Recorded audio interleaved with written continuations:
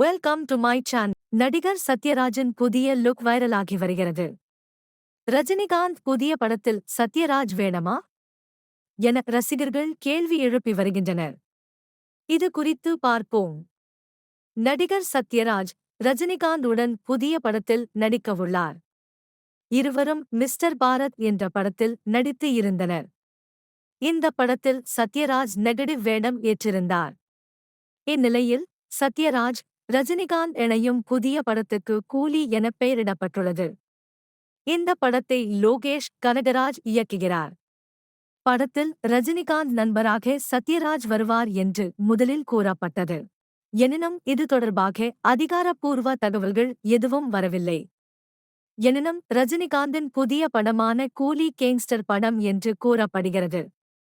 இதை மெய்ப்பிக்கும் விதமாக சத்யராஜின் புதிய கெட்டப் தற்போது சமூக வலைதளங்களில் வைரலாகி வருகிறது. அதில் சத்யராஜ் தலைமுடிக்கு கலரிங் செய்து கொண்டு ரக்டு கெட்டப்பில் காட்சியளிக்கிறார். கண்ணுக்கு கிளாஸ் அணிந்துள்ளார்.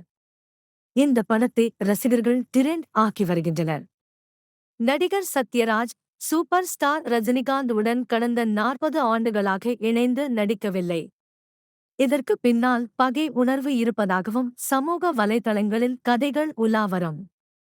இந்த நிலையில் ரஜினிகாந்துடன் சத்யராஜ் இணைந்து நடிப்பது பலதரப்பட்ட ரசிகர்களையும் கவர்ந்துள்ளது.